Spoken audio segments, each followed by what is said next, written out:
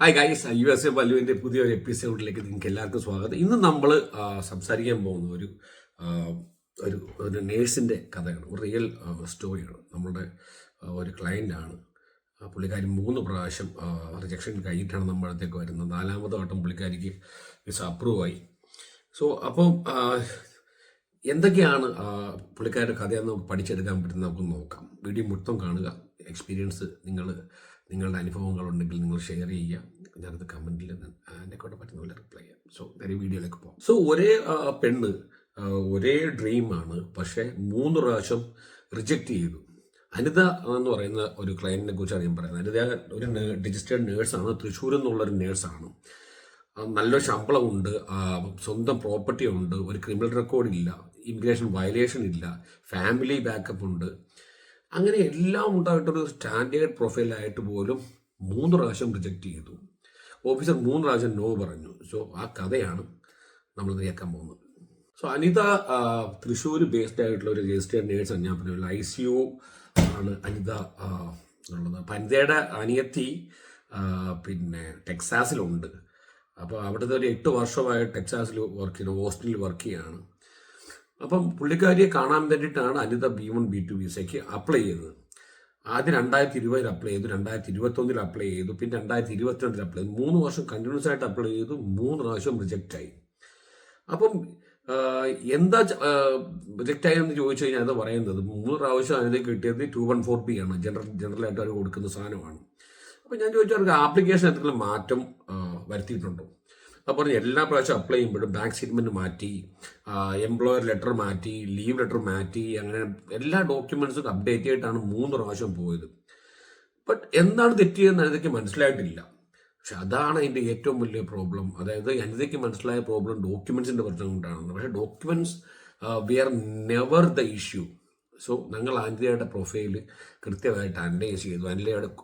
അതിലെ പ്രോബ് ചെയ്യാൻ തുടങ്ങി. പ്രോബ് ചെയ്തപ്പോൾ അതിലോട് ചോദിച്ച ചോദ്യങ്ങളും അനിത പറഞ്ഞ ഉത്തരങ്ങളും എല്ലാം കൂടെ അനലൈസ് ചെയ്തപ്പോൾ ഞങ്ങൾക്കൊരു യഥാർത്ഥ ഒരു കാരണം പിടികിട്ടി. അനിതയുടെ പ്രൊഫൈലിലേക്ക് നോക്കാം നമുക്ക്.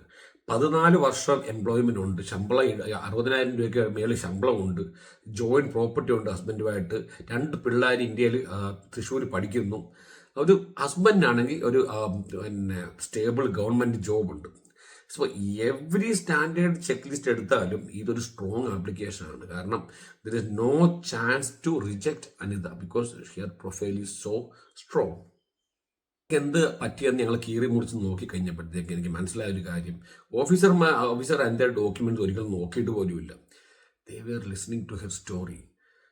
എല്ലാ ഓഫീസർമാരും 3 പ്രാവശ്യം ചോദിച്ച ഓഫീസർമാരും ഒരേ ക്വസ്റ്റ്യനാണ് ചോദിച്ചത്. ആൻഡ് എല്ലാ പ്രാവശ്യവും അവന് കൊടുത്ത ആൻസർ സെയിം ആയിരുന്നു. ആ ചോദ്യമായിരുന്നു, why do you want to visit United States? This is the most important question when you attend your consular interview. അതായത് നിങ്ങളുടെ purpose of visit, your travel intent. ഈ ഇൻറ്റൻ്റ് ആണ് അനിതയെ 3 പ്രാവശ്യം റിജക്റ്റ് ആക്കിയത്. സോ അനിതയുടെ ആൻസർ ഞാനെന്ന് പറഞ്ഞുതരാം. I want to visit my sister. She has been there for 8 years. I miss her. I want to go there and spend time with her family and maybe see the country. So അത് കേട്ടോ. She said maybe see the country. 4 words, 2 rejections in a row and she never got it. 3 പ്രാവശ്യവും reject ആയതിനും ഈ ഒരൊറ്റ വാക്കായിരുന്നു, may be see the country എന്നുള്ളതായിരുന്നു. പിന്നെ exact ആയിട്ട് എന്താ പറഞ്ഞതെന്ന് ഒന്ന് പറയാൻ പറഞ്ഞു. അപ്പം പറഞ്ഞപ്പോഴത്തേക്ക് I want to visit my sister. She's been there for 8 years. I miss her. I want to see her family and spend time there and may be see the country a little എന്നാ പറയുന്നത്. That phrase right there, that's where ആ ഒരു ഒറ്റ phrase അല്ല, may be see the country a little.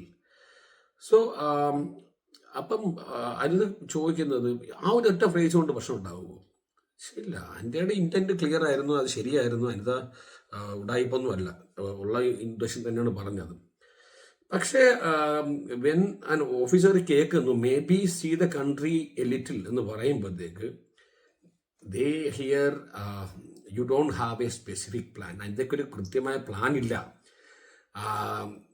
Because Anita is going to wander and she might not come back എന്നായിരിക്കും ഒരു ഓഫീസറിൻ്റെ ഫീൽഡിലുള്ള because of that 4 words. So visa ഓഫീസർമാർ അവരെ ഹൈലി ട്രെയിൻഡ് ആണ്. അത് ഡിറ്റക്ട് ചെയ്യുന്ന vagueness, open endedness, any language that suggest an applicant does not have a concrete plan to return. അതായത് വേഗമായിട്ടുള്ള ആൻസേഴ്സ്, ഓപ്പൺ എൻഡഡ് ആയിട്ടുള്ള ആൻസേഴ്സ്, തിരിച്ചു വരാൻ ഒരു കോൺക്രീറ്റ് ആയിട്ടുള്ള പ്ലാൻ ഇല്ല എന്ന് അവിടെ തോന്നിക്കുന്ന ഏതെങ്കിലും വാക്കുകളോ ഫ്രേസുകളോ, ഇത് ക്യാച്ച് ചെയ്യാനുള്ള ട്രെയിനിങ് അവർക്ക് ഓൾറെഡി കിട്ടിയിട്ടുണ്ടെന്ന് മനസ്സിലാക്കുക. May be see the country is A red flag language.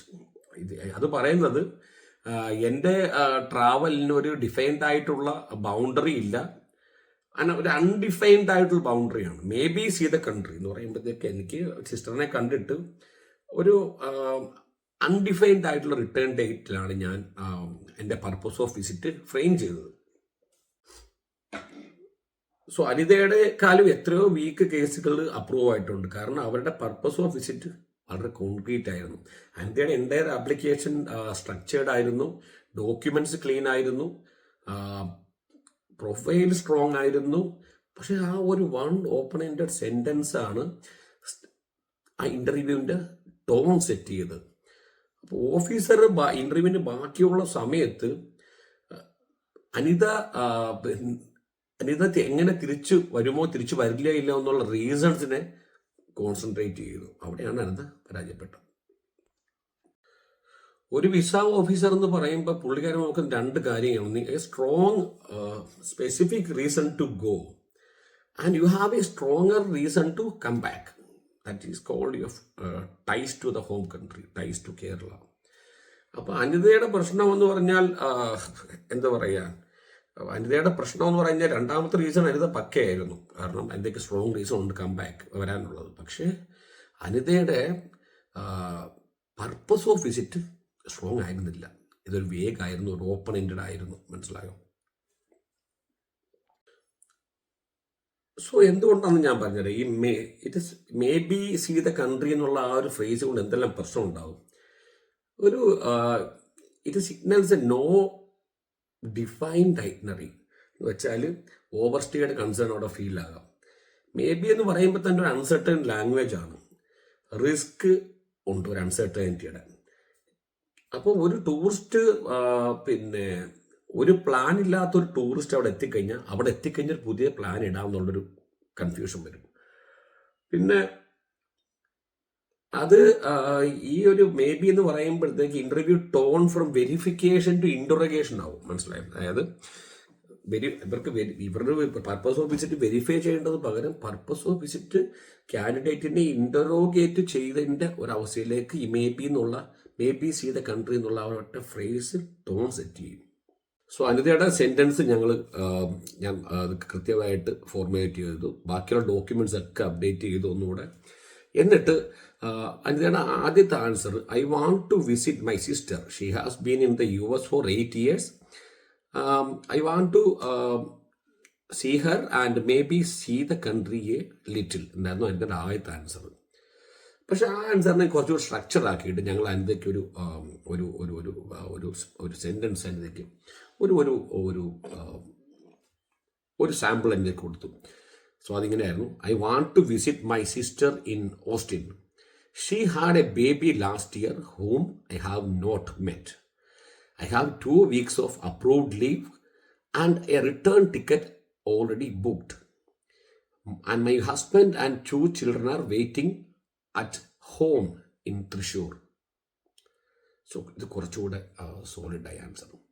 So അതിൽ നിങ്ങളുടെ ട്രാവലിൻ്റെ ഇൻറ്റൻ്റായി, എനിക്ക് റിട്ടേൺ ടിക്കറ്റ് ബുക്ക് ചെയ്തിട്ടുണ്ട്, അപ്രൂവ്ഡ് ലീവ് ഉണ്ട്, എനിക്ക് എൻ്റെ ഹസ്ബൻഡും 2 കുട്ടികളും എനിക്കുള്ള വെയിറ്റ് ചെയ്യുന്നുണ്ടെന്നുള്ളത് ആയി. So the purpose is set and it is clear and it is strong.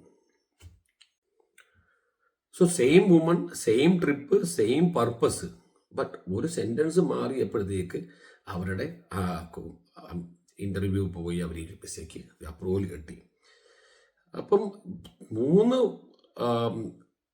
പ്രാവശ്യം നടക്കാത്ത കാര്യം ഒരൊറ്റ ഫ്രേസ് മാറിയപ്പം മാറി.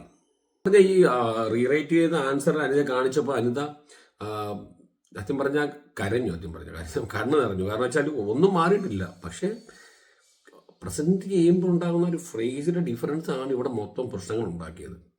സോ അനിതയ്ക്ക് അത് ബോധ്യമായി. അത് ബോധ്യപ്പെട്ട് കഴിഞ്ഞപ്പോൾ അനിത ഓർത്തു ഈ 3 പ്രാവശ്യം ഫെയിലാവേണ്ട ആവശ്യമില്ലായിരുന്നു. ഈ ഒരൊറ്റ ചേഞ്ച് മാത്രം വരുത്തിയതുകൊണ്ട്.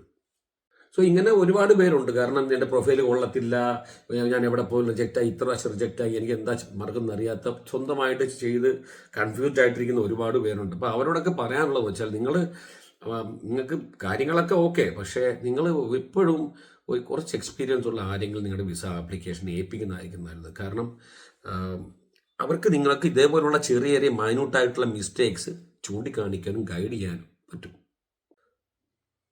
സോ അനിത ചിന്തിച്ചതുപോലെ അനിത അല്ലായിരുന്നു ഒരിക്കലും പ്രോബ്ലം. അനിതയുടെ ഡയലോഗ് ഡെലിവറി ആയിരുന്നു പ്രോബ്ലം. അപ്പോൾ you are not the problem, you just need someone to help you say it right. നിങ്ങളെ കറക്റ്റായിട്ട് പറയാൻ ഒരാളെ കൊണ്ട് നിങ്ങളെ പ്രാപ്തമാക്കാൻ നിങ്ങൾ ശ്രമിക്കുക എന്നുള്ളതാണ്. അനിതയുടെ ബാക്കിയുള്ള എല്ലാ കാര്യങ്ങളും പക്കയായിരുന്നു. അപ്പം നിങ്ങൾ DS-160 ഫില്ല് ചെയ്യുമ്പോഴും നിങ്ങളുടെ ആൻസേഴ്സ് ഫ്രെയിം ചെയ്യുമ്പോഴും നിങ്ങൾ വളരെയധികം ശ്രദ്ധിക്കുക. അപ്പം നിങ്ങളുടെ ഇൻ്റർവ്യൂ റിജക്റ്റ് ആയ ഒരാളാണ്, 214B കിട്ടിയ ഒരാളാണെന്നുണ്ടെങ്കിൽ ഓപ്പൺ യുവർ DS-160. നിങ്ങൾ പറഞ്ഞ പർപ്പസ് ഓഫ് വിസിറ്റ് ഒന്നുകൂടെ മനസ്സിലേക്ക് കൊണ്ടുവരിക. സോ അതിൽ നിന്ന് നിങ്ങൾക്ക് എന്തെങ്കിലും ക്യാച്ച് ചെയ്യാൻ പറ്റുമോ നിങ്ങൾ നോക്കുക. ഇല്ല എന്നുണ്ടെങ്കിൽ കോണ്ടാക്ട് ചെയ്യുക. I can help you to fix it. So ഇപ്പോൾ അനിതയുടെ സ്റ്റോറി ഫെമിലിയർ ആയിട്ട് തോന്നുന്നുണ്ട്, നിങ്ങൾക്ക് ഇങ്ങനെ എക്സ്പീരിയൻസ് ഉണ്ട്.